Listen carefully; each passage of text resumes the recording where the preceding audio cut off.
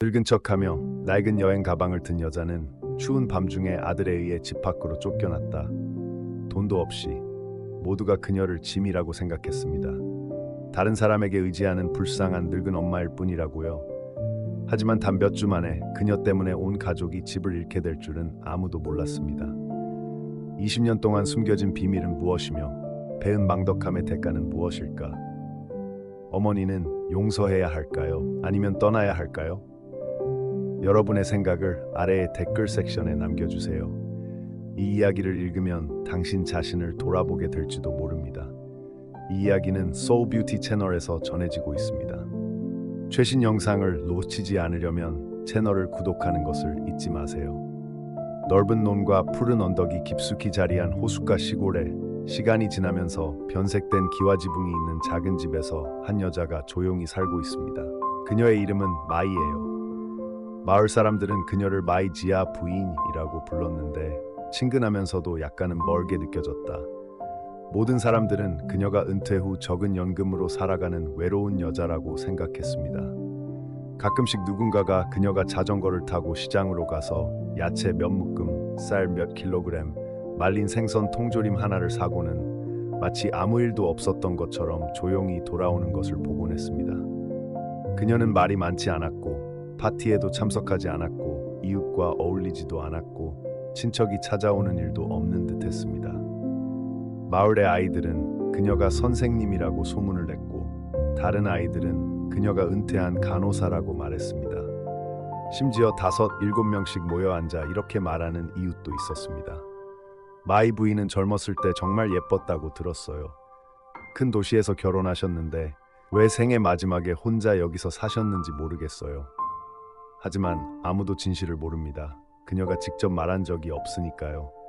마이 부인은 종종 오후에 현관에 앉아 직접 끓인 녹차 한 잔을 조용히 마시며 바람에 흔들리는 나무 꼭대기를 눈으로 쫓곤 합니다. 그녀를 은둔자라고 부르는 사람들도 있지만 그녀에게는 격동의 삶을 산 후에 필요한 평온함입니다. 거의 20년 전만 해도 그녀는 지금처럼 낡은 갈색 셔츠를 입은 메이 부인이 아니었습니다. 그녀는 420의 대형 부동산 회사의 창립자이자 운영자인 성공적인 사업가인 레반 꾸앙 씨의 아내입니다. 그들은 일구 중심부의 호화로운 빌라에서 살았는데 그곳에서는 자동차 경적 소리와 도시 불빛이 잠들지 않았습니다. 그들에게는 코이라는 아들이 있는데 그는 훌륭한 학생이고 순종적이며 두 사람 모두의 자랑입니다. 그녀의 삶은 한때 많은 사람의 꿈의 모델이었습니다. 성공적인 남편, 순종적인 아이들, 풍부한 돈, 호화로운 저녁 파티, 유럽 여행, 상류층 도시 여성들과 함께하는 애프터눈 티. 10월 어느 날 그녀의 남편과 아들을 출장길에 태운 운명의 비행기가 이륙한 지 불과 몇 시간 만에 바다에 추락했습니다. 아무도 살아남지 못했습니다. 이른 아침에 걸려온 전화 한 통이 모든 것을 날려버렸습니다. 가족, 미래, 삶, 메이 부인은 일주일 만에 무너졌습니다. 빌라는 차갑고 무서운 집으로 바뀌었습니다. 더 이상 웃음소리도 엄마의 치마를 잡아당기는 코이의 작은 손도 창가에 앉아 신문을 읽으며 생각에 잠긴 광씨도 더 이상 없었다. 메이 부인은 자신의 그림자만 남게 되었습니다. 많은 사람들이 찾아와 조의를 표했지만 그 후 모두들 일상으로 돌아갔습니다. 하지만 그녀는 할 수 없습니다. 고통은 눈물에 있는 것이 아니라 끝없이 이어지는 무적행처럼 영원히 지속되는 공허함에 있습니다. 그녀는 자산을 매각하거나 주식을 나누지 않고 오랜 세월 남편을 따라다닌 신뢰할 수 있는 팀에게 모든 경영권을 조용히 양도했습니다. 그녀가 소유한 부동산 회사 주식, 저축통장, 개인 자산 등 수천억 동에 달하는 자산은 모두 그녀 명의의 대형 은행 신탁 기금으로 옮겨졌습니다. 모든 서류는 합법적이었지만 그녀는 마치 묵묵히 기도하듯 서류에 손을 대지 않았습니다. 그녀는 모든 것을 뒤에 남겨두고 작별 인사도 없이 그날 밤 도시를 떠났습니다. 그녀는 낯선 사람으로 이 시골에 와서 작은 땅을 사고 단순한 집을 짓고 평범한 사람처럼 살았습니다. 그녀가 입고 있는 옷은 그녀가 직접 꿰맨 것이고 그녀가 사용하는 전화기는 오래된 버튼식이다. 전화번호를 아는 사람도 없고 전화하는 사람도 없습니다. 그녀는 남편과 아이들에 대한 추억을 적은 공책과 아들이 비행기에 오르기 전 공항에서 보낸 마지막 편지 한 통만 가지고 있었는데 그녀는 결코 읽을 용기가 나지 않았습니다. 시간은 참 빠르네요. 마이 부인은 모든 벼농사철, 모든 우기를 다 겪습니다. 매일 아침 자전거를 타고 시장에 가고 매일 오후 정원에서 채소에 물을 주고 매일 저녁 멀리 있는 들판에서 개구리들이 서로를 부르는 소리를 들으며 앉아 있습니다. 그녀는 더 이상 감독의 아내인 꽝 부인이 아니라 폭풍 이후 평화로운 삶을 선택한 여성 마이 부인일 뿐이다. 하지만 어느 날 그녀를 다시 삶으로 끌어당기는 보이지 않는 끈처럼 그것은 그녀가 영원히 탈출하는 것을 허락하지 않았습니다. 그녀는 쏟아지는 비 속에 버려진 아이의 모습에서 과거의 눈을 마주쳤다. 그 소녀는 아무 말도 하지 않고 떨기만 하며 마을 입구에 있는 반얀나무 아래에 숨어 있었습니다. 그의 젖은 눈은 그녀에게 붙어 있었고 애원하는 듯했습니다. 그리고 그 순간 마이 부인은 갑자기 심장이 다시 뛰는 것을 느꼈습니다. 고통스러웠지만 살아있는 듯했습니다. 마치 아기였을 때 코일을 처음 봤을 때와 같았습니다. 그 시선은 온전하지만 약하고 무조건적인 사랑을 갈망하고 있습니다. 그녀는 아이를 집으로 데려갔다. 그녀는 그의 이름이 무엇인지, 그의 부모님이 어디 있는지, 왜 그가 남겨졌는지 신경 쓰지 않았습니다. 그녀는 어쩌면 인생이 그녀에게 다시 사랑할 기회를 주고 있다는 것을 알았습니다. 이번에는 재산을 보존하는 것이 아니라 생명을 보존하는 것입니다. 그리고 그 순간부터 모든 것이 바뀌기 시작했습니다. 크게 바뀌는 것도 아니고 극적으로 바뀌는 것도 아니었지만 마치 고통으로 인해 완전히 멈췄던 심장이 다시 뛰는 법을 배우는 것처럼 부드럽게 바뀌었습니다. 그날은 비가 엄청나게 내렸고 동풍이 물파도를 몰고 와서 얼굴을 때렸고 마을 전체가 습기와 추위에 움츠러들었습니다. 메이 부인은 방금 시장에서 돌아온 참이었다. 얇은 비옷이 몸에 달라붙어 있었고 자전거 끈을 쥔 손은 추위에 떨고 있었다. 마을 입구에 있는 작은 사원인 응옥농 사원의 문을 지나갈 때 거의 사람이 오지 않던 그때 그녀는 갑자기 계단 가장자리에 웅크리고 있는 작은 인물을 보았습니다. 그 인물은 바람을 피하려는 듯 돌기둥에 바싹 붙어 있었습니다. 처음에는 누군가가 남겨둔 낡은 천더미인 줄 알았지만 자전거를 타고 지나가면서 그녀의 눈은 무의식적으로 돌아갔고 몸을 약하게 쥐어짜는 듯한 작은 움직임에 그녀의 가슴이 조여왔다. 그녀는 차를 멈췄다. 비는 여전히 무자비하게 쏟아지고 있었다. 그녀는 돌아서서 작은 그림자에게 다가갔다. 그리고 몸을 굽혀보니 5살도 채 되지 않은 소년이 서 있었습니다. 몸은 보라색이었고 옷은 젖었으며 머리카락은 이마에 붙어 있었고 입술은 추위로 검게 그을려 있었습니다. 커다랗고 둥근 눈이 살짝 뜨였고 시선은 흐릿했지만 여전히 희망의 빛이 있었고 그 마른 몸에 남은 생명력처럼 연약한 빛이었습니다. 맙소사! 메이 부인이 속삭였다. 그녀는 곧바로 비옷을 벗고 아기를 품에 안고 꼭 껴안은 다음 서둘러 자전거를 타고 보건소로 돌아갔습니다. 그녀는 내내 조용히 기도하며 몸을 가슴에 꼭 껴안고 몸을 따뜻하게 유지하려고 최선을 다했습니다. 그녀는 왜 어린아이가 사원문에 버려졌는지 알지 못했고 그 순간 생각할 시간도 없었습니다. 그녀가 확실히 알고 있는 것은 단 하나뿐이었습니다. 만약 그녀가 제 시간에 도착하지 못한다면 이 아기는 살아남을 수 없을 것이라는 사실이었습니다. 진료소에 도착한 의사와 간호사들은 즉시 그에게 정맥 주사를 하고 체온을 올려주고 소년의 생명을 구하기 위해 필요한 모든 처치를 시행했습니다. 마이 부인은 복도에 앉아 기다리고 있었습니다. 그녀의 머리카락은 빗물에 젖었고 셔츠는 여전히 젖어 있었지만 그녀는 신경 쓰지 않았습니다. 그 순간 그녀의 마음속에는 호기심도 두려움도 없었다. 오히려 이상한 불안감이 맴돌았다. 마치 방금 만났지만 매우 중요한 것을 거의 잃어버릴 뻔한 것 같은 불안감이었다. 아기는 구조되었습니다. 의사는 아기가 추위와 배고픔으로 인해 가벼운 호흡 부전을 겪었고 신체가 심각한 영양실조에 걸렸으며 장기간 버려진 흔적이 보였다고 말했습니다. 치료실로 옮겨진 후에도 나는 울지도 않았고 한마디도 하지 않고 그저 마이 선생님에게서 눈을 떼지 않고 그녀를 바라보았습니다.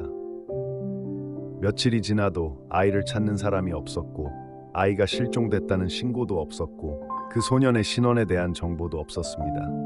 사찰의 수장은 또한 누구도 자녀를 맡길 곳이 없었고 비가 너무 많이 와서 보안 카메라가 영상을 녹화할 수 없었다고 확인했습니다. 그 소년은 진짜 이름 없는 아이가 되었습니다.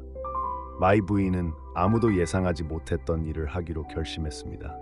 합법적인 입양 서류를 요청하고 모든 책임을 지고 서명하고 서류를 편집하고 재정적 능력을 확인하는 것입니다.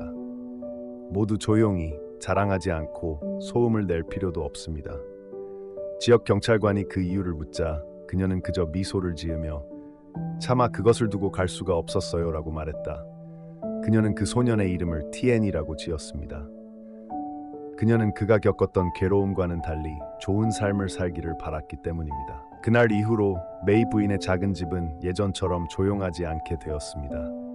매일 아침 아이들의 발소리가 덜컹거리고 날씨가 바뀔 때 들리는 가벼운 기침 소리, 그리고 가끔은 할머니가 따뜻한 목소리로 동화를 들려줄 때 들리는 웃음소리. 티에는 말이 많지 않았지만 그의 눈빛은 세월이 흐르면서 점차 차분하고 두려움에 찬 눈빛에서 안정적이고 사랑스러운 눈빛으로 바뀌었다. 그 소녀는 누구도 가르쳐 주거나 상기시켜 주지 않아도 자연스럽게 메이 부인에게 애착을 갖게 되었습니다. 마이 부인은 티엔의 식사부터 잠자리까지 돌봐줍니다. 그녀는 나를 유치원, 초등학교, 고등학교까지 자전거로 데려다 주셨어요. 매년 학년이 바뀔 때마다 그녀는 직접 낡은 학교 가방을 꿰매고 커다란 교복을 수선하고 아이의 가방에 작은 도시락 상자를 넣어주는데 그 안에는 항상 계란 프라이와 오이가 들어 있습니다. 나는 메이 부인이 울거나 심하게 꾸중하는 것을 본 적이 없습니다. 하지만 그녀가 아플 때마다 밤새도록 침대 옆에 앉아 그녀의 숨소리를 지켜보곤 합니다. 또한 저는 그 낡은 서랍에 수천억 동의 계좌 잔액이 있는 일련의 은행 서류가 있다는 사실도, 그녀가 저를 쉽게 국제학교에 보낼 수 있으면서도 소박한 지분과 무조건적인 사랑이 있는 그녀 곁에 저를 두기로 선택했다는 사실도 전혀 몰랐습니다. 외부인에게는 마이 부인은 여전히 비참한 삶을 사는 여자일 뿐이지만 티엔에게는 그녀는 세상의 전부입니다. 어느 날 선생님께서 저를 학급 대표로 지역 최우수 학생상을 수상하도록 초대하셨을 때 저는 학교 운동장을 돌아보았습니다. 메이 선생님은 리치나무 뒤에 서 계셨고 야생화 꽃다발을 들고 계셨습니다. 나는 눈물을 글썽이며 달려가 그녀를 껴안았다. 친구들이 웃든 말든 상관없었다. 할머니, 당신 덕분에 괜찮아요. 할머니가 제 어머니이신가요? 그 말에 메이 부인은 잠시 말을 멈추더니 나를 꼭 껴안았다. 그렇습니다. 오랫동안 그녀는 더 이상 나를 그녀가 데려온 아이로 보지 않았습니다. 나는 그녀의 몸의 일부이고 그녀의 숨결의 일부입니다. 티에는 건강하고 순종적으로 자랐으며 친부모에 대해 결코 묻지 않았습니다.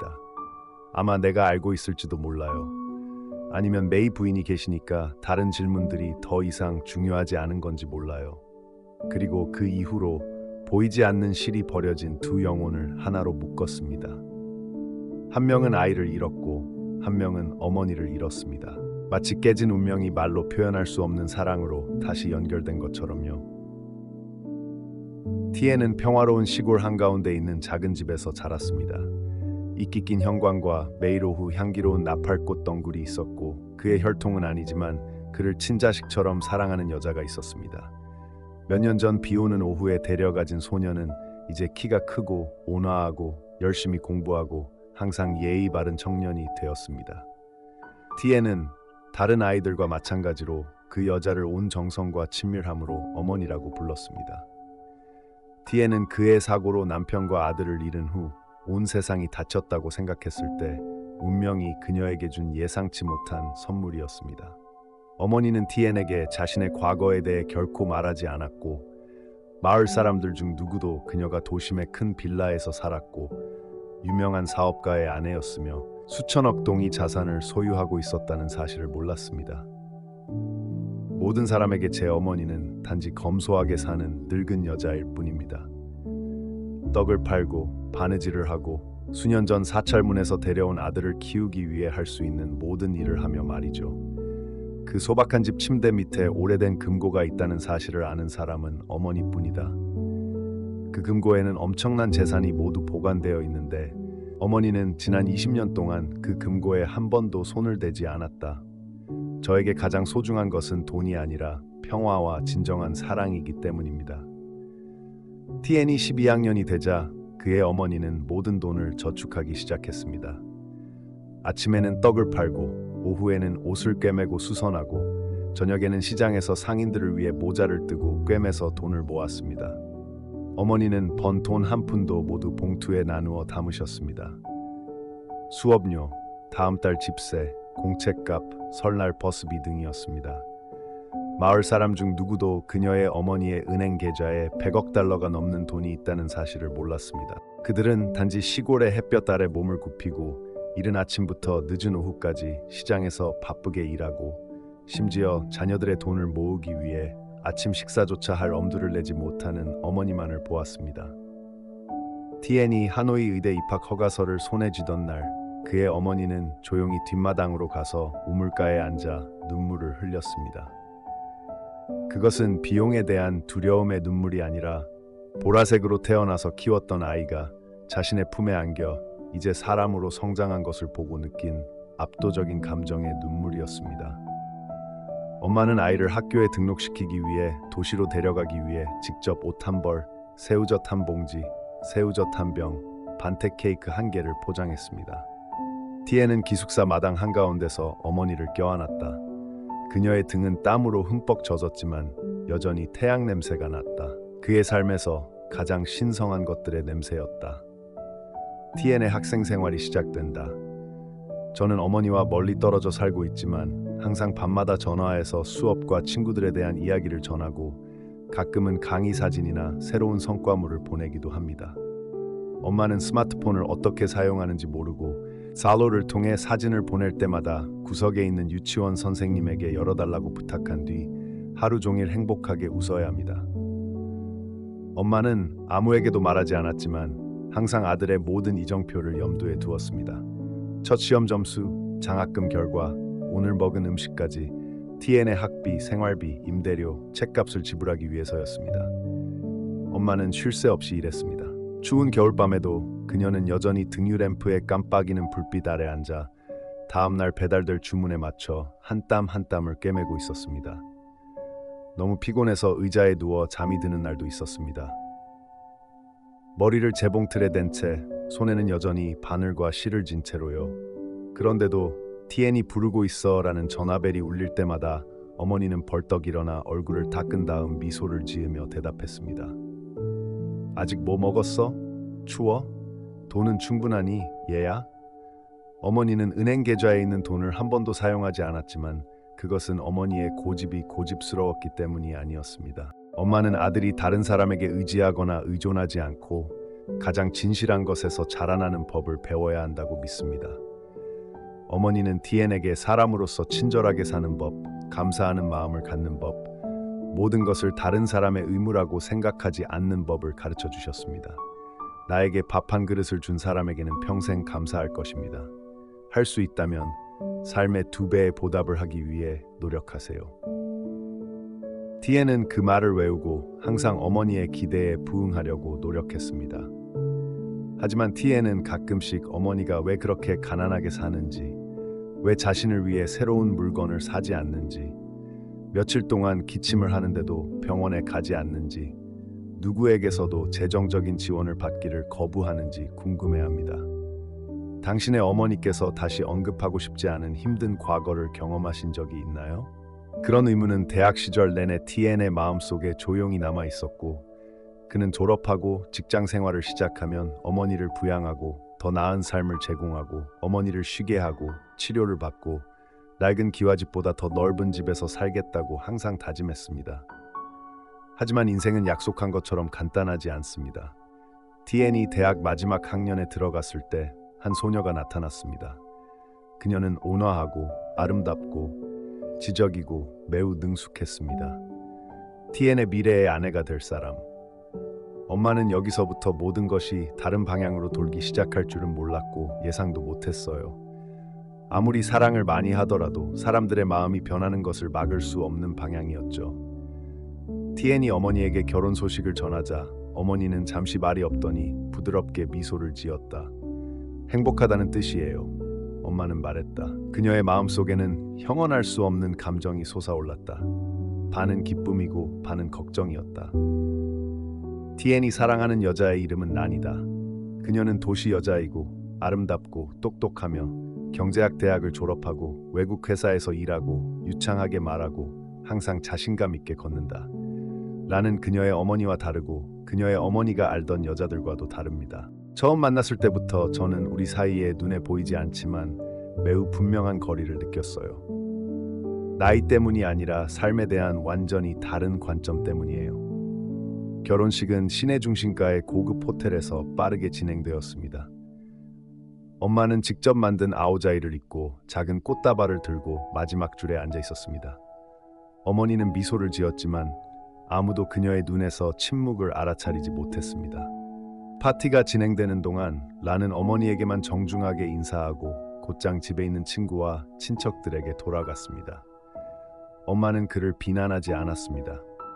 그저 현대 사회에서 사람들이 감정에 덜 치우쳐 더 실용적으로 살 수 있다고, 아들이 사랑받는다면 그걸로 충분하다고 스스로에게 말했습니다. 하지만 어머니가 몰랐던 것은 그 침묵 속에서 조용한 변화가 스며들기 시작했고 점점 더 뚜렷해졌다는 사실이었습니다. 결혼 후 티엔은 란과 함께 도시로 이사했습니다. 엄마는 여전히 시골에 살고 있고 그 작은 집은 오랜 세월 동안 조용했습니다. 유일한 차이점은 이제 엄마가 매일 전화와 문자 메시지로 안부를 묻는 것을 기대한다는 것입니다. 하지만 전화는 예전만큼 자주 울리지 않습니다. 만약 있었다면 그건 그저 다급한 말투였고 대개 란의 목소리였다. 엄마, 이번 달에 좀 더 보내줄 수 있어요? 방금 대출금 갚았거든요. 아니면 엄마, 치과 치료비 돈이 부족한데 몇백만 달러만 빌려줄 수 있어요? 다음 달에 갚겠다고 약속할게요. 엄마는 아무 말도 하지 않고 조용히 방으로 들어가 오래된 나무 상자를 열고 침대 시트 밑에 숨겨두었던 몇 장의 지폐를 꺼냈습니다. 아니면 필요하다면 엄마는 은행에 가서 저축계좌에서 돈을 인출합니다. 여전히 엄마가 건드리고 싶어하지 않는 부분입니다. 하지만 어쨌든 제 아이에게는 필요한 것이니 주지 않을 수 없습니다. 어느 날 어머니께서 조용히 물으셨습니다. 티엔, 너와 내 남편은 아직도 안정적인 직장을 다니고 있니? 아직도 매달 돈이 부족하니? 티엔은 미소를 지으며 그의 눈은 회피적으로 움직였다. 우리는 방금 결혼했어요. 예상치 못한 비용이 많이 들겠지만 걱정하지 마세요. 하지만 어머니를 속상하게 한 것은 돈이 아니었습니다. 제가 전화할 때마다 란은 바쁘다고 말했습니다. 그날은 그녀의 남편과 아들의 기일이었지만 티엔의 어머니는 집으로 돌아오지 않았습니다. 그녀는 단지 올해도 도와드리겠습니다. 회의 일정이 있잖아요. 라는 메시지를 보냈습니다. 어머니는 재물쟁반 옆에 앉아 있었고 거꾸로 된 밥그릇 옆에서 젓가락이 떨리고 있었으며 밤에는 촛불이 깜빡거렸습니다. 마치 늙은 사람의 그림자가 조용하고 이상하게 나타나는 것을 본 것 같은 느낌이 들었습니다. 어느 날 어머니는 찹쌀떡이 담긴 바구니와 새우젓 한 병, 그리고 새 찹쌀밥을 들고 티엔 부부를 만나러 도시로 나갔습니다. 란이 문을 열기 전에 엄마는 오랫동안 배를 울렸습니다. 엄마를 보자마자 란은 잠시 멈칫하더니 물건이 담긴 바구니를 훑어보다 얼굴을 찡그렸다. 어머, 말도 없이 왔어? 집 청소하느라 바빠서 내일 외국인 손님 올 거야. 짐은 거기에 두고 와. 내가 버스 정류장까지 데려다 줄게. 그녀가 앉아서 물 한 잔을 따르기도 전에 그녀는 초대받지 않은 손님처럼 버스 정류장으로 다시 끌려갔다. 길을 가면서 란은 정중하면서도 차갑게 미소 지으며 부동산 사업에 대해서만 이야기하다가 무심코 말했다. 엄마는 시골에 있으면서 건강을 유지해야 해. 지금 도시는 번화한데 라카우 엄마는 속기 쉬워. 그날 어머니는 고향으로 돌아가는 버스에 앉아 있었습니다. 어머니는 과일 바구니를 꼭 껴안고 있었고 아직 바구니를 열 시간도 없이 눈물을 흘리고 있었습니다. 나 자신을 불쌍히 여겨서가 아니라 한 가지 사실을 깨달았기 때문입니다. 내 아들이 점점 나에게서 멀어지고 있다는 사실입니다. 그 이후로 티엔은 전화를 덜 걸었고 라는 문자를 거의 보내지 않았습니다. 가끔씩 엄마는 같은 내용의 문자 메시지를 받으시곤 했습니다. 엄마, 좀 빌려도 돼요? 엄마는 여전히 불평 한마디 없이 편지를 보냈지만 엄마의 마음속에서는 무언가가 조금씩 깨져나가는 것 같았습니다. 끊임없는 기침 때문에 메이 부인은 일주일 내내 피곤했습니다. 계절이 일찍 찾아와 감기에 걸리고 허리도 계속 아프기 때문에 그녀는 예전처럼 건강이 좋지 않다고 느꼈다. 그녀의 마음 한구석은 그 어느 때보다도 공허함을 느꼈다. 티에는 몇 달 동안 집에 오지 않았습니다.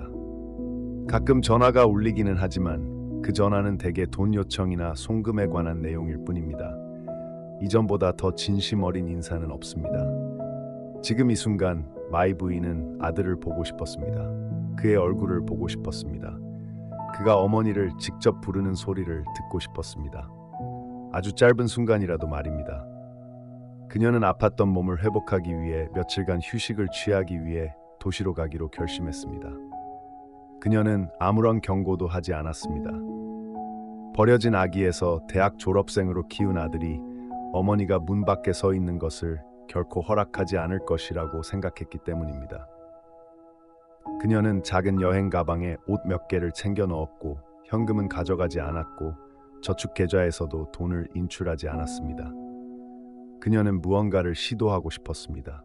부드럽지만 기억에 남는 실험 말입니다. 어느 날 당신에게 아무것도 남지 않더라도 당신의 아들은 여전히 당신을 따뜻하게 맞아줄까요? 야간 버스는 그녀를 티엔과 그의 아내가 사는 아파트 건물로 데려갔다. 아파트는 12층에 있으며 넓고 편안합니다. 티엔이 한때 할머니에게 자랑스럽게 보여주었던 성과이기도 합니다. 그녀가 초인종을 누르자 문이 열렸고 가장 먼저 나타난 사람은 그녀의 며느리 란이었습니다. 란의 눈은 놀라움으로 번쩍였지만 곧바로 차갑게 변했다. 나한테 말도 없이 왔어? 그녀는 정중하게 물었지만 짜증을 감출 수는 없었다. 티엔은 아내의 부름을 받고 밖으로 나갔다. 그는 어머니를 보자 깜짝 놀랐다가 억지로 미소를 지었다. 엄마, 왜 나한테 말도 없이 왔어? 마이 부인은 여전히 여행 가방을 꽉 쥔 채 부드럽게 미소 지었다. 지난 며칠 동안 시골에서 감기에 걸렸어요. 날씨가 너무 춥고 기침이 안 나요.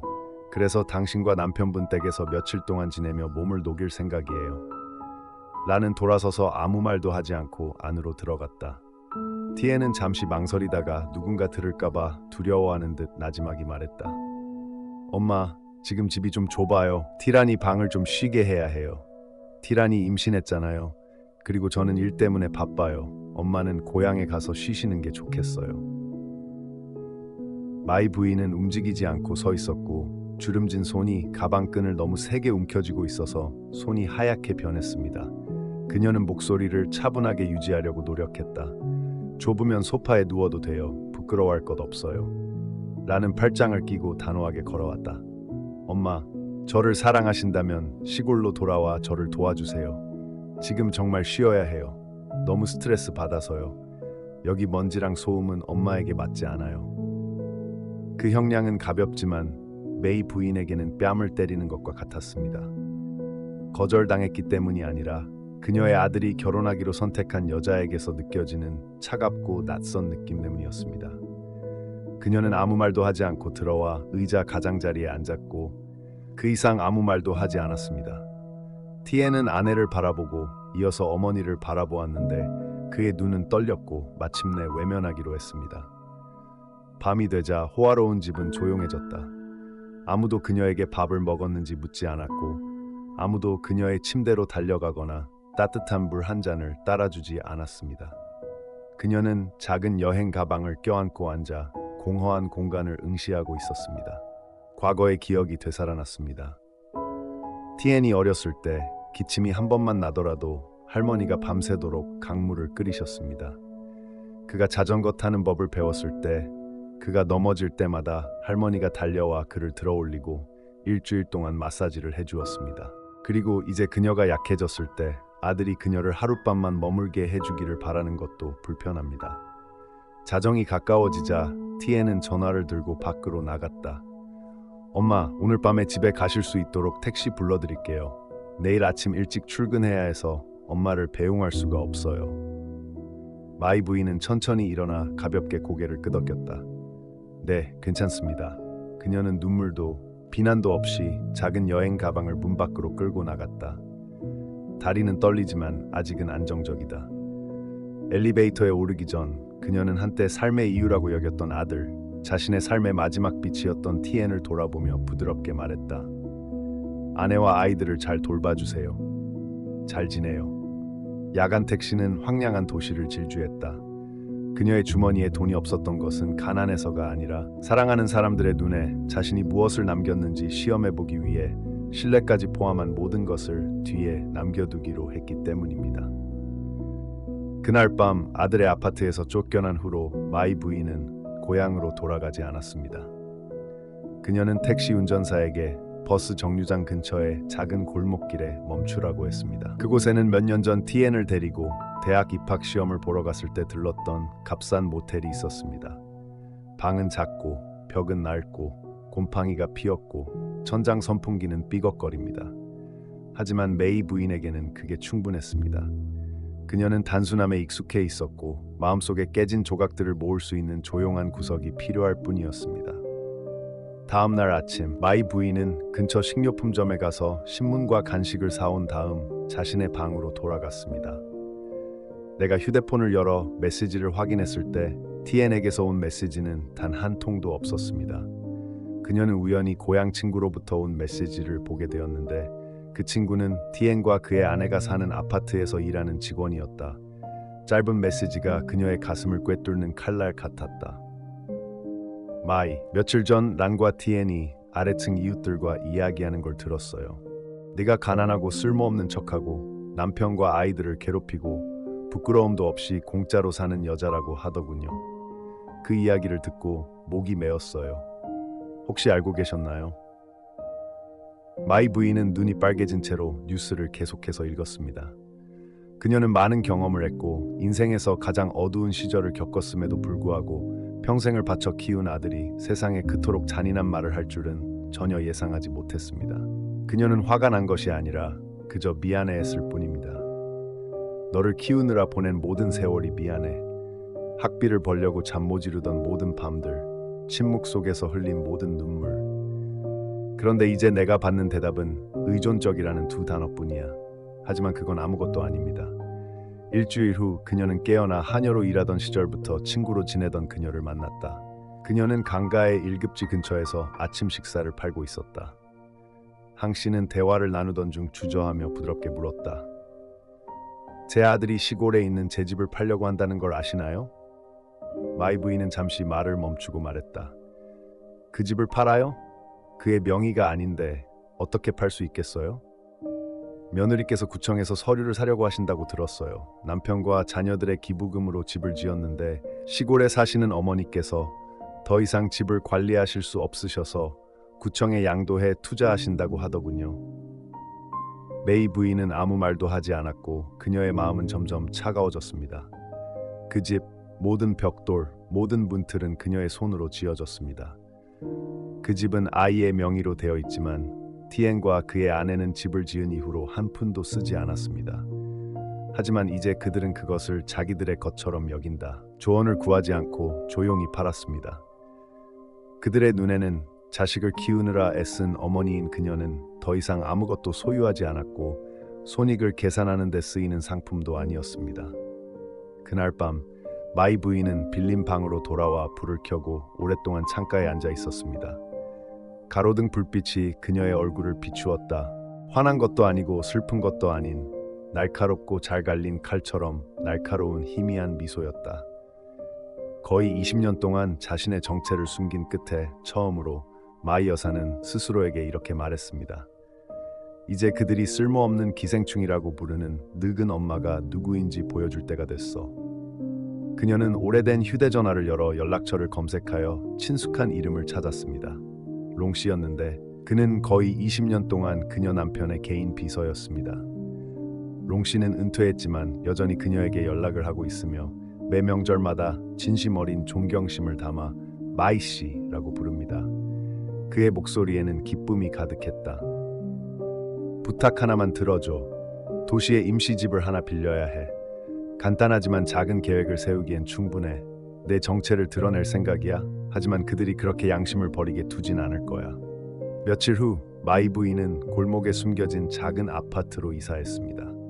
깔끔하고 가구가 완비되어 있고 완벽한 사생활이 보장되는 곳이었습니다. 그녀는 헝이라는 중년 남성을 고용했는데 그는 전 남편의 회사에서 경비원으로 일했고 지금은 소규모 업무의 개인 운전사 겸 보조원으로 일하고 있습니다.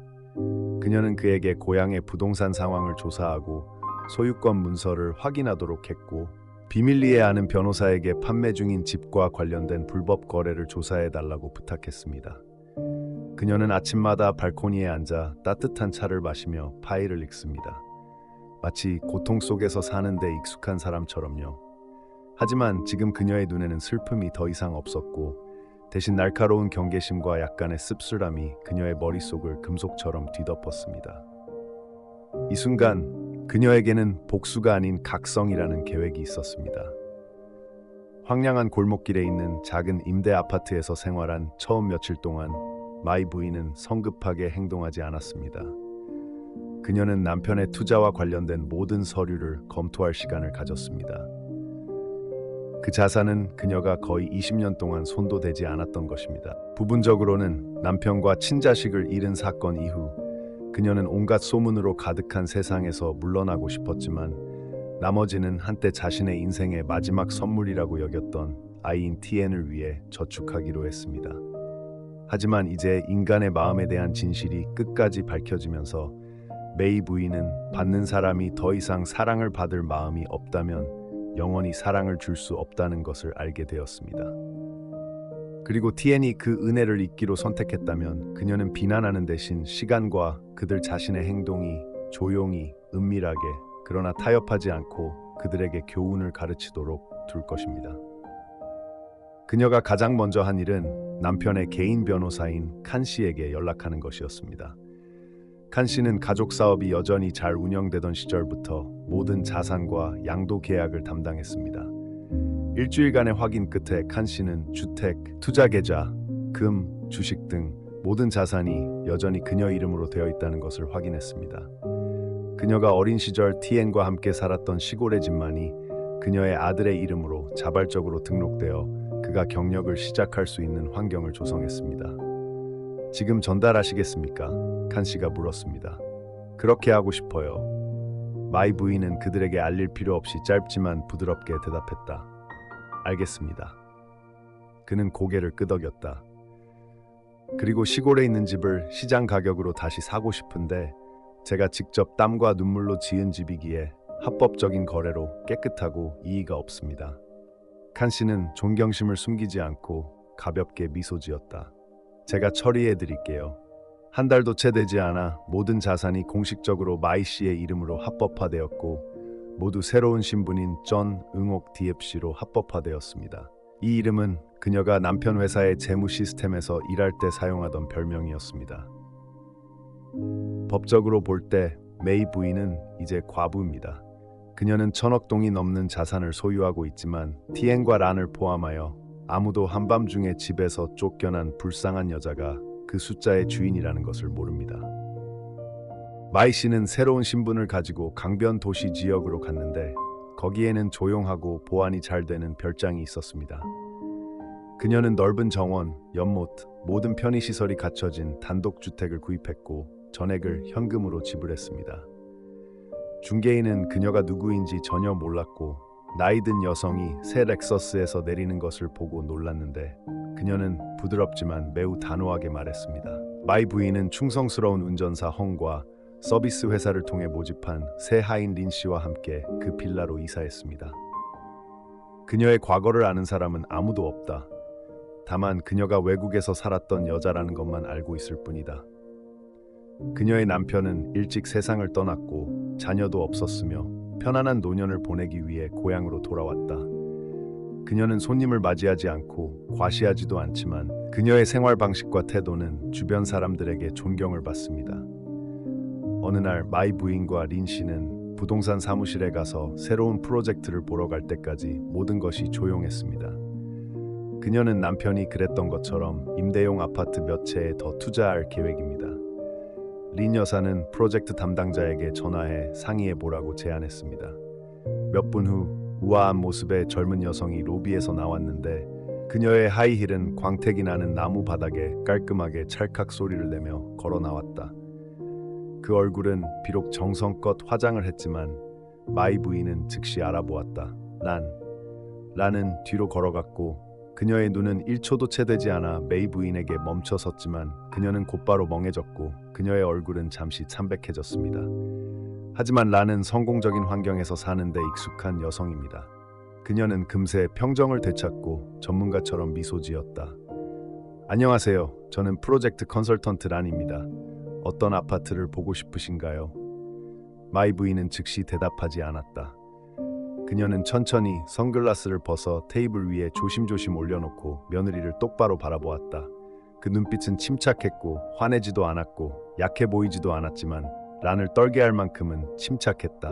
우리 전에 만난 적 있지? 마이 부인이 부드러운 목소리로 물었다. 란은 망설이다가 말했다. 네, 잘 모르겠어요. 그녀는 한밤중에 가방만 들고 돈도 없이 집에서 쫓겨난 사람이었습니다. 란은 말을 잃었다. 그녀의 얼굴은 종이처럼 창백했고 그녀의 손은 떨리고 있었다. 그녀의 손에는 파일이 쥐어져 있었다. 그녀는 더듬거렸다. 엄마 왜? 마이 부인이 말을 끊었다. 차분했지만 뼛속까지 차가운 목소리였다. 여기는 부동산이지 집이 아니야. 여기 사람들은 가치만 이야기해. 아무도 더 이상 아무 말도 안 해. 필요 없어. 란이 한때 가난한 하녀로 여겼던 마이 부인이 고급 조끼를 입고 고급차에서 내려 VIP 손님으로 방 한가운데에 앉다는 사실 자체가 그 며느리의 자존심을 조용히 때리는 일이었기 때문이다. 란은 감히 상담실에 더 머물지 못하고 재빨리 물러나서 보조원을 남겨두고 마이 부인을 맞이했다. 하지만 그녀는 그 충격이 단지 시작일 뿐이라는 걸 알고 있었습니다. 부동산 사무실에서 다시 만난 란은 마치 차가운 물을 맞은 듯한 기분을 느꼈다. 그 후 며칠 동안 그녀는 혼란스러워 잠을 이루지 못했으며 프로젝트 지역 주변의 지인들에게 시어머니로 의심되는 트랑럭 디에피라는 여자에 대해 끊임없이 물었습니다. 하지만 그들은 모두 같은 대답을 했습니다. DFC는 많은 투자자 그룹을 거느린 인물로 부유하지만 매우 사적인 삶을 살고 있습니다. 손님을 맞이하지 않고 사진을 찍지 않고 변호사를 통해서만 연락합니다. 그 사실이 란의 숨통을 더 조여왔다. 만약 그날 그녀가 본 것이 진짜였다면 오랜 세월 동안 그녀와 그녀의 남편은 전혀 이해하지 못하는 여자에게 등을 돌렸다는 뜻이었다. 모든 일은 거기서 끝난 듯했지만 운명은 그들을 아무도 예상하지 못한 곳에서 다시 만나게 했습니다. 그날 란이 일하는 부동산 회사는 고급 호텔에서 럭셔리 프로젝트 오프닝 행사를 열었습니다. 이 행사는 VIP 전용이며 개인 초대를 받은 사람만 참석할 수 있으며 모든 입구에는 경비원이 배치됩니다. 란은 수십억 달러 규모의 여러 빌라를 매각할 것으로 예상되는 잠재 고객으로 구성된 대규모 그룹을 이끌도록 지정된 컨설팅 그룹의 책임자입니다. 란이 복도에서 자신감 넘치는 프레젠테이션을 하고 있을 때 녹색문이 열렸습니다. 검은색 실크 아우자이를 입고 머리를 깔끔하게 묶은 노부인이 천천히 걸어 들어왔고 뒤따라 남자 조수와 개인 운전자가 따라왔다. 그녀는 단순한 옷을 입고 있었지만 그녀의 태도는 방안을 자동적으로 조용하게 만들었다. 경비원이 고개를 숙이자 접수원이 즉시 달려나와 길을 안내했습니다. 란은 마이크를 잡고 잠시 멍하니 있었지만 곧바로 그 사람이 마이 부인, 아니 더 정확히는 디앱 부인이라는 것을 알아챘다. 그녀는 그 사람의 정체를 전혀 상상하지 못했다. 하지만 많은 눈이 그녀를 지켜보고 있었기에 그녀의 자존심은 걱정을 이겨냈습니다. 그녀는 재빨리 마이크를 내리고 앞으로 나서서 마이 부인의 머리를 비꼬는 듯한 미소로 가렸다. 이모, 아니 DFC, 오늘 이 행사에 오실 건가요? 초대장은 있으세요? 그녀의 목소리가 너무 커서 근처에 있는 테이블에 앉아있는 몇몇 사람들이 그녀를 쳐다보았습니다. 그녀는 초대라는 단어를 경고의 의미로 강조했습니다. 실크 드레스를 입었다고 해서 상류층이 모이는 곳에 들어갈 수 있다고 생각하지 마세요. 마이 부인은 대답하지 않고 그저 가만히 서서 마치 낯선 사람을 바라보듯 차분하게 란을 쳐다보았다. 그녀 옆에 있던 보조원이 조심스럽게 흰 봉투를 건네주었는데 금도금 카드에는 디프씨의 이름이 인쇄되어 있었고 회사 대표이사의 서명이 적힌 초대장 사본이었다. 그 순간 수석 프로젝트 매니저인 안중이 나왔습니다. 마이 부인을 보자마자 그는 태도를 바꾸어 엄숙하게 절했다. DFC, 오늘 행사에 오실 줄은 몰랐습니다. 3층에 VIP 룸을 준비해 두었으니 이쪽으로 오십시오. 그러고 나서 그는 우울한 표정으로 란에게 돌아섰다. 란 양, 누가 당신에게 다이아몬드 고객들에게 그런 어조로 말할 수 있는 허락을 했습니까? 란은 깜짝 놀랐다. 그녀는 매니저가 그렇게 정중하게 말하는 것을 본 적이 없었기 때문이다. 주변 사람들이 수군거리기 시작했고 어떤 사람들은 마이 부인이 강변 도시 지역에 새로 지어진 빌라의 주인이며 그룹 전체의 전략적 투자자로 여겨지는 여성이라는 것을 깨달았습니다. 그 순간 마치 작은 연극을 끝내듯 메이 부인은 가방에서 조심스럽게 휴대전화를 꺼냈다. 화면에는 은행 인터페이스가 있으며 잔액이 127,435백만 베트남 동으로 명확하게 표시됩니다. 그녀는 천장에서 들어오는 빛이 유리창에 닿도록 전화기를 기울여 가까이 있는 사람도 볼 수 있을 만큼만 빛을 비췄다. 자랑도 없고 승리의 웃음도 없었다. 다만 그녀를 가난하고 기생적인 여자라고 생각하는 사람들의 목을 조를 만큼의 눈빛만 있었을 뿐이었다. 나는 한 걸음 뒤로 물러섰다. 그녀의 얼굴은 창백했고 입술은 굳어 있었다. 그녀는 주변을 둘러보았다. 한때 그녀를 존경하던 사람들이 이제는 서로 속삭이며 손가락질하고 있었다. 어떤 사람들은 놀란 표정을 지었고 어떤 사람들은 동정심에 고개를 저었습니다. 그녀는 이 가을이 시어머니 앞에서만 찾아오는 것이 아니라 자신이 빛나고 있다고 생각했던 무대 한가운데에서도 찾아온다는 것을 깨달았습니다. 그녀는 더 이상 말을 할 수 없어 고개를 숙인 채 슬픔에 가득 찬 마음으로 비틀거리며 행사장에서 물러났다. 마이 부인은 쫓지 않았고 뒤돌아보지도 않았습니다. 그날 그녀는 여전히 프로젝트 전체를 둘러보고 강 전망이 보이는 펜트하우스를 선택하고 바로 그 자리에서 보증금을 내고 아무런 협상 없이 계약서에 서명했습니다. 집으로 가는 길에 그녀는 뒷좌석에 조용히 앉아 손을 조심스럽게 주머니에 얹었다. 주머니에는 여전히 세 사람이 담긴 옛 사진이 들어있었다. 그녀, 그녀의 남편, 그리고 TN이라는 이름의 어린 아들. 하지만 그녀는 아직 TN에게 아무 말도 하지 않았고 전화도 하지 않았고 메시지도 보내지 않았습니다. 그녀가 TN을 미워해서가 아니라 그저 TN이 눈을 뜨게 해주기를 바랐을 뿐이었다. 무자비하게 문 밖으로 밀려난 어머니인 그녀가 평생 키운 아이들의 진실에 눈을 뜨게 된 것처럼 TN은 어머니를 집에서 쫓아낸 그날 밤 이후로 어머니로부터 전화를 한 통도 받지 못했습니다. 처음에는 그녀가 화가 났다고 생각했지만 곧 그녀는 진정되었습니다. 하지만 3주가 지나고 어머니와의 연락이 완전히 사라지자 그는 불안감을 느끼기 시작했습니다. 그녀가 고향으로 돌아올 때마다 옛집은 잠겨 있었습니다. 이웃들은 마이 부인이 몇 주 동안 아무 말도 없이 떠났으며 심지어 전기세와 수도세까지 여러 달 동안 냈다고 말했습니다. 마치 그녀가 오랫동안 집을 비울 계획을 세웠던 것처럼 말입니다. 그러자 TN은 부동산에 종사하는 친구로부터 트랑억 팁이라는 부유하고 비밀스러운 소유자가 수십억 달러를 프로젝트에 투자했다는 소문을 듣게 되었습니다. 그런데 그가 말문이 막힌 이유는 누군가가 디프 부인이 그의 어머니와 많이 닮았다고 말했기 때문이었습니다. 그는 회의적이었지만 그의 가슴속 걱정은 아프기 시작했습니다. 그는 집에 가서 찬장을 열고 오래된 서류와 젊은 시절의 메이 부인의 사진을 뒤적거렸다. 그녀의 자세와 눈은 란이 얼마 전 오붐에서 만났다고 말한 그 여자와 똑같았다. TN은 더 많이 볼수록 더욱 소름이 돋는 것을 느꼈다. 그가 가난하다고 생각했던 어머니는 원래부터 가난하지 않았던 걸까? 하지만 조용히 알아내거나 진심으로 어머니를 찾는 대신 TN은 다른 길, 계산된 지름길을 선택했습니다. 바로 소셜 네트워크입니다. 어느 날 밤 TN은 카메라를 켜고 라이브 스트리밍을 시작했습니다. 그는 화면 앞에 앉아 있었다. 머리카락은 헝클어져 있었고 눈은 빨갛게 충혈되어 있었으며 입술은 마치 눈물을 참으려는 듯 다물어져 있었다. 그는 떨리는 목소리로 말했다. 안녕하세요 여러분. 오늘은 어디로 가야 할지 몰라서 여기에 왔습니다. 저는 친어머니에게 버림받은 아이입니다. 가난하게 자랐는데 어머니는 저에게 사랑은 주지 않고 채찍만 주셨습니다. 어머니는 항상 저를 탓하시고 짐이라고 하셨습니다. 이제 가족이 생겼는데 작별 인사도 없이 떠나셨습니다. 아무것도 남기지 않으셨습니다. 어머니가 살아계신지 돌아가셨는지 모르겠습니다. 저는 너무나 고통스럽습니다. 목이 메고 눈물이 고인 티에는 전문 배우보다 더 잘 연기했다. 그는 이렇게 덧붙였다. 많은 사람들이 우리 엄마가 부자고 내가 운이 좋다고 말하지만 엄마가 일하러 나가실 때 내가 일주일 내내 라면만 먹었다는 사실은 모른다. 괜찮은 신발을 신는다는 건 꿈에도 생각 못했어. 엄마는 나를 꼭 껴안아 준 적도, 사랑한다는 말도 한 번 안 해줬어.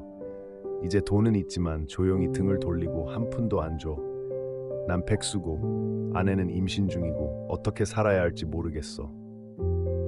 그 눈물 어린 말은 금세 퍼져나갔고 그 영상은 엄청난 속도로 공유되었습니다. 어떤 사람들은 공감하고 어떤 사람들은 감동을 받습니다. TN의 채널은 며칠 만에 수만 명의 팔로워를 확보하며 폭발적으로 성장했습니다. 많은 사람들이 이렇게 댓글을 남겼습니다. 정말 잔인한 엄마네요. 세상에 돈은 있으면서 자식을 비참하게 살게 하다니 정말 냉혈한이네요. 형님, 계속 힘내세요. TN은 신생아를 키우기 위한 지원을 요청하는 모금 페이지를 시작했습니다. 며칠 만에 해당 계좌에는 수억 달러가 입금되었습니다. 하오 씨는 인생에서 처음으로 피해자 역할을 하는 게 이렇게 사랑하기 쉬운 일이라는 걸 깨달았습니다. 어느 날 밤 소셜 네트워크가 갑자기 활기를 띠기 시작했습니다. 이번에는 그가 울어서가 아니라 메이 부인이 말을 꺼냈기 때문입니다. 마이 씨는 직접 나타나지도 않고 불평 한마디도 없이 단 하나의 글을 올렸습니다. TN을 20년 동안 키우는 데 든 모든 서류를 스캔한 링크와 수십 장의 사진이 첨부되어 있었는데 TN이 3살 때 폐렴에 걸렸을 때의 병원비, 매학기 대학 등록금, 소액의 급여 명세서가 있었는데 그녀가 하인으로 일했던 해에는 모든 페니가 또렷하게 적혀 있었고 아들에게 머물도록 보내기 위해 사용되었습니다. 그녀는 거기서 멈추지 않고 혈연 때문이 아니라 사랑 때문에 아이를 입양했습니다. 그런데 이제 제 아이는 사람들에게 돈을 요구하기 위해 거짓말을 합니다. 영원히 침묵할 수는 없습니다. 라는 친절한 설명과 함께 법적 입양 증명서를 게시했습니다. 그 게시물은 설명적이고 단순했지만 곧 소셜미디어에서 폭발적인 반응을 얻었습니다. TN의 라이브 스트리밍 영상 아래 댓글이 완전히 바뀌었습니다. 어머, 어른이 될 때까지 키웠는데 버렸다고? 병원비도 낸 거잖아. 엄마가 사랑하지 않는다고? 누가 몇 년 동안 돌봐줬어? 입양 서류에 서명하고 어른이 될 때까지 키웠는데 혈연 관계가 아니라고 외면했잖아. 정말 배은망덕하네. 예전에는 엄마가 학비를 보내줬는데 이제는 돈을 안 보내니까 돌아서서 엄마를 비웃는 거야. 기부한 많은 사람들이 돈을 돌려달라고 요청하기 시작했고 일부는 TN의 영상이 거짓 정보라고 비난했습니다. 그의 채널은 대량 신고되었고 3일째 되는 날 그의 계정은 콘텐츠 위반에 대한 조사를 위해 일시적으로 잠금 처리되었습니다. TN은 어머니에게 전화해서 도움을 요청했지만 마이 부인은 전화를 받지 않았습니다. 화낼 필요도 없었고 더 이상 말할 필요도 없었다. 이번에는 진실이 그녀를 대신하여 말했고 배은망덕함의 대가가 사회 전체에 분명히 드러났습니다. 가면 뒤에 숨은 진짜 사람. 인생에는 총소리나 피 흘리는 장면이 필요 없는 때도 있지만 가장 간단한 것, 즉 진실로 사람을 파괴할 수 있는 때도 있습니다. 마이 씨가 양육권 관련 서류를 모두 공개하자 소셜 네트워크에선 즉각적으로 방향이 바뀌었습니다. 사람들은 더 이상 TN을 어머니에게 버려진 아이라고 부르지 않고 대신 사기꾼, 은혜를 모르는 양자의 감정, 고용된 애도자와 같은 더 무거운 이름을 사용합니다. 하지만 마이 부인은 거기서 멈추지 않았습니다. 이번에는 그녀는 단순히 항의만 한 게 아니라 소송까지 제기했습니다. 소송은 명예훼손, 중상모략, 허위사실을 이용해 개인적 이익을 취한 혐의 등 3가지 주요 내용을 담아 지방법원에 제기됐다. 그녀의 대리인인 칸 변호사는 TN이 조작된 이야기를 바탕으로 불법 기부금을 받았고 심지어 가짜 계정을 이용해 여론을 선동하고 그의 어머니를 비방했다는 추가 증거를 주저없이 공개했습니다. 재판이 티엔에게 전달되자 그는 자신의 눈을 믿을 수 없었다. 그는 분노에 떨며 곧바로 시골에 있는 자신의 옛집으로 달려갔습니다. 그는 그곳에서 어머니와 함께 자랐습니다. 하지만 그곳에 도착하자마자 그는 큰 충격을 받았습니다. 녹색으로 칠해진 나무 문은 전자식 철문으로 바뀌었습니다. 문에 걸려있는 명판도 다르다. 경비원이 안에서 나와서 "당신은 누구세요? 집주인과 약속이 있으신가요?" 라고 물었습니다. 티엔은 혼란스러워했다. "이게 내 집이야. 난 여기서 거의 20년을 살았어." 경비원은 그를 위아래로 훑어보더니 고개를 저었다. "죄송합니다. 이 집은 전 응옥 디의 부인의 집입니다. 여기에는 티엔이라는 사람은 없습니다." 찬티엔은 망설였다. 그 순간 그는 어머니가 공식적으로 자신을 자신의 삶에서 지웠다는 것을 깨달았습니다. 감정적으로뿐만 아니라 법적으로도요. 모든 것의 소유권을 그에게서 빼앗아갔는데 아무것도 남지 않았습니다. 며칠 후 재판이 열렸습니다. 티엔은 초라한 모습으로 나타났고 더 이상 깔끔한 옷차림도 화려함도 없었다. 그저 미친 눈을 가진 남자일 뿐이고 멍한 걸음걸이에 마지막 자존심을 붙잡으려는 눈만 가지고 있을 뿐이야. 마이 여사는 전 응옥 디뱁 여사의 이름으로 원고 측에 섰습니다. 그녀는 호화로운 실크 옷을 입고 있지 않았습니다. 다만 깔끔하고 우아한 짙은 갈색 아우자이를 입고 있었습니다. 하지만 그녀의 태도는 마치 압축된 듯 법정 전체를 조용하게 만들었다. 판사는 기소장을 낭독하며 모든 중상모략 행위, 소셜 네트워크에 올린 모든 허위 진술, 잔인한 어머니의 희생자 이름으로 티엔이 사용자들로부터 받은 모든 돈의 양을 제시했습니다. 모든 것에 대한 증거가 있습니다. 오디오 녹음, 스크린샷, 전송 문서, 편집되지 않은 원본 비디오 등이 있습니다. 티엔의 변호사는 피고인이 아내가 떠난 동안 심리적 문제를 겪었고 직장 생활이 힘들었으며 감정적으로 통제력을 잃었다고 주장하려고 했습니다. 하지만 마이 부인은 그저 조용히 일어나서 아이를 똑바로 바라보았습니다. 그 눈은 더 이상 분노가 아니라 모든 것을 믿었지만 결국 배신당한 사람의 차가움일 뿐이었다. 평생 한 푼의 사회적 지원도 없이 이 돈을 벌어왔습니다. 갚을 필요는 없지만 적어도 다른 사람들의 사랑을 악용해 비열한 거짓말을 만들어내지는 않기를 바랍니다. 제 명예를 훼손할 뿐만 아니라 제 신뢰를 저버렸습니다. 법원의 판결, 티엔은 소송에서 패소했고 명예에 대한 배상금을 지불하고 모든 법률 및 법원 비용을 지불해야 했으며 개인 소셜미디어 채널을 영구적으로 폐쇄해야 했습니다. 어떠한 공개적인 자리에서도 어머니의 이름을 언급하지 않겠다고 약속하세요. 투자 자본을 얻기 위해 팔려고 계획했던 옛집이 공식적으로 되찾아졌습니다. 티엔은 마이 씨의 이름으로 재산의 어떤 부분도 받을 수 없습니다. 오히려 그는 현재 소득에 비해 보상금이 너무 커서 신용불량자 명단에 올랐습니다. 그의 아내라는 도시 전체의 붕괴를 목격한 후 이혼 소송을 제기하고 태어나지 않은 아이를 데리고 도시를 떠났습니다. 떠나기 전 그녀는 짧은 메시지만 남겼습니다. "넌 철이 들지 않았어. 친절보다 동정을 택했잖아. 이제 그 대가를 치르렴." 한때 불쌍한 아들로 불리던 티엔은 이제 배신의 상징이 되었습니다. 아무도 그를 고용하지 않았고 아무도 그를 옹호하지 않았으며 더 나쁜 것은 그가 집이라고 부를 수 있는 곳이 없었다는 것입니다. 재판이 끝난 후 마이 여사는 언론에 답변하지 않았습니다. 그녀는 단 한 통의 성명만 보냈다. "당신을 원망하지는 않지만 진실이 왜곡되는 것을 용납하지 않겠습니다. 모든 인연을 끊고 새로운 삶을 시작하겠습니다. 그 누구도 사랑을 두고 도박을 하지 않을 곳이죠." 3월의 하노이, 햇살이 맑은 서호 위로 꿀처럼 쏟아진다. 부드러운 바람이 부드러운 버드나무 잎사귀 사이로 불어와 길가를 따라 흔들리며 평화로운 아침에 느린 숨결 하나하나를 부드럽게 어루만지는 그림자를 드리웠습니다. 오래된 나무와 울타리에 둘러싸인 작은 빌라에서 메이 부인의 집은 수많은 폭풍우를 겪은 후에 그녀의 삶처럼 그 조용한 하늘 한가운데에 조용히 자리 잡고 있습니다. 오늘 아침 메이 부인은 일찍 일어났습니다. 알람도 없고 전화도 없었습니다. 유리창을 통해 들어오는 햇살만이 나무 바닥으로 비치고 있었고 충실한 하녀인 린 씨가 주방 구석에서 내리고 있는 가볍게 볶은 커피 냄새가 섞여 있었습니다. 그녀는 더 이상 일찍 시장에 서둘러 갈 필요가 없고 옛날처럼 버스 뒷좌석에 앉아 도시로 가서 자녀들에게 돈을 보낼 필요도 없습니다. 이제 아무도 그녀를 엄마라고 부르지 않고 이상하게도 그녀는 더 이상 그 때문에 공허함을 느끼지 않습니다. 이젤은 호수를 바라보는 창문 바로 옆에 놓여 있었습니다.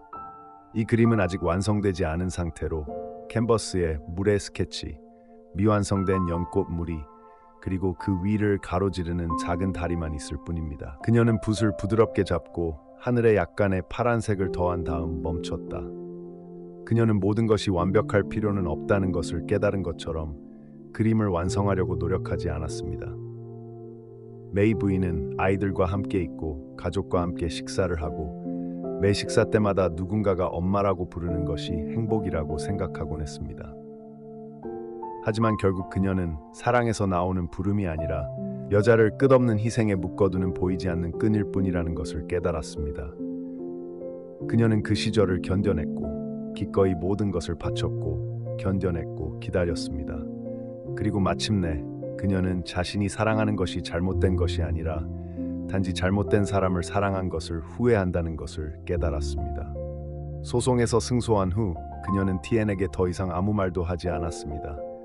그녀는 그를 방문하지 않았고 태어나지 않은 아이에 대해 묻지 않았고 란에게 연락하지 않았습니다. 그것은 분노 때문이 아니라 사랑 때문이었습니다. 그녀의 신뢰는 사라졌고 그녀의 인내심은 깨졌습니다. 이제 나만을 위해 그녀의 하루는 이제 단순하고 자유롭습니다. 아침에는 그림을 그리며 오후에는 뒷마당에서 차를 끓이고 밤에는 책을 읽습니다.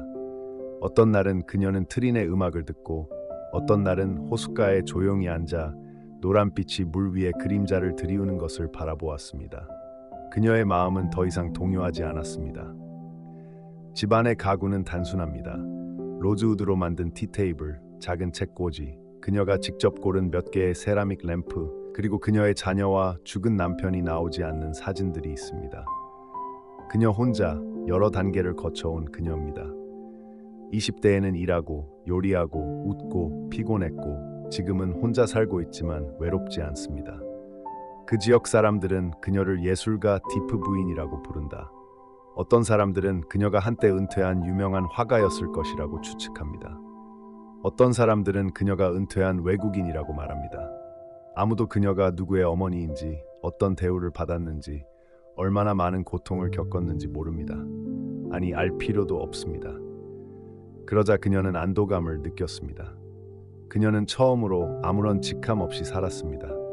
누구의 아내도 아니고 누구의 어머니도 아닌 그저 마이 부인 혹은 디앱 부인, 자기 자신을 위해 사는 여자일 뿐이에요. 가끔씩 그녀는 광박꽃 시장에 가서 데이지 꽃다발을 사서 식탁에 올려놓곤 합니다. 린 여사는 종종 농담을 합니다. 그녀는 항상 시 속에 사는 것 같아요. 그녀는 그저 웃을 뿐이었습니다. 가벼운 미소였고 슬프지도 행복하지도 않았습니다. 평화로운 아침의 아름다움을 여전히 느낄 수 있으니 미소 지으세요. 한때 그녀를 상처 입혔던 사람들은 이제 그녀의 세상에서 사라졌지만 그녀는 원한을 품지 않습니다. 그녀는 그들이 돈을 내는 것을 원하지 않고 그들이 고통받는 것을 원하지 않으며 그들이 사과하는 것을 원하지 않습니다. 그들은 어딘가에 있는 한 사랑이 존재한다는 것을 알고 있습니다. 그 사랑은 소중히 여기는 법을 모른다면 무릎을 꿇더라도 결코 돌려받을 수 없습니다. 하루가 저물고 웨스트레이크에 불이 켜지면 그녀는 죽은 남편과 아들의 사진을 놓는 제단 구석에 작은 향을 피웁니다. 그녀는 기도하지 않고 부드럽게 말했다. 여보, 우리 아들이 일찍 죽었어. 예전에는 TN이 보상으로 준 선물이라고 생각했는데 알고 보니 모든 게 교훈이었구나. 난 배웠어. 이제 남은 건 나 자신을 위해 살 거야. 다른 누구에게도 내 인생을 맡기지 않을 거야. 향은 점점 타오르며 부드러운 향을 풍기며 차가운 밤바람에 섞여들었다. 그녀는 그 자리에 앉아서 더 이상 아무 말도 하지 않았습니다. 마치 결국 평화는 찾아야 할 것이 아니라 누군가를 쫓는 것을 멈췄을 때, 심지어 한때 가장 사랑했던 사람을 쫓는 것을 멈췄을 때 얻을 수 있는 것처럼. 저는 가족의 사랑에 대한 수백 가지 이야기를 읽고 듣고 이야기해왔지만 아마도 메이 부인의 이야기가 제게 가장 오랫동안 말문이 막히게 했던 것 같습니다. 그녀가 부자였기 때문도 아니고 상황의 반전이 시청자들을 황홀하게 만들었기 때문도 아닙니다. 모든 사람이 알고 있지만 많은 사람이 잊어버린 사실을 상기시켜 주었기 때문입니다. 무조건적인 사랑이라도 한계가 있다는 것입니다. 마이 부인은 미워하지 않고 보복하지도 않습니다. 그녀는 남은 인생을 평화롭게 살기 위해 고통에서 벗어나기로 결심했습니다. 그리고 그녀가 20년 동안 보호하고 키운 아들이 그녀에게 등을 돌리고 배신자이자 거짓말쟁이가 되었을 때 그녀는 눈물을 사용하여 그를 붙잡아 두지 않았습니다. 그녀는 품위 있는 침묵과 부인할 수 없는 진실을 이용했습니다. 저는 많은 부모들이 자신들이 끝없는 희생 기계가 아니라 인간이라는 사실을 종종 잊고 있다는 것을 깨달았습니다. 그들은 지치채까지 헌신하고 자존감을 잃습니다. 하지만 메이 부인이 한 것처럼 때로는 사랑은 스스로 내린 선고가 아니라 현명한 선택이어야 합니다. 아무도 부모의 의무를 다하기 위해 우리를 지치게 만들지 않습니다. 받는 사람이 감사하는 법을 모른다면 이 이야기를 통해 용서가 돌아서는 것이 아니며 떠나는 것이 불효가 아니라는 생각이 더욱 강해집니다. 때로는 잘못된 사람을 놓아주는 법을 아는 것이 우리 안에 남아있는 좋은 부분을 보호하는 방법이 될 수 있습니다. 당신은 어떤가요? 만약 당신이 메이 부인이었다면 용서하겠습니까? 아니면 단호하게 대처하겠습니까? 여러분의 생각을 아래의 댓글 섹션에 남겨주세요. 줄마다 읽어보겠습니다. 그리고 이처럼 심오한 이야기가 퍼져나가야 한다고 믿으신다면 모든 삶 속에 숨겨진 아름다운 구석을 찾는 저의 여정을 계속 이어가기 위해 유튜브 채널 넷뎁탐혼을 구독하는 것을 잊지 마세요. 때로는 적절한 시기에 전해지는 이야기 하나가 차가운 마음을 따뜻하게 할 수 있기 때문입니다.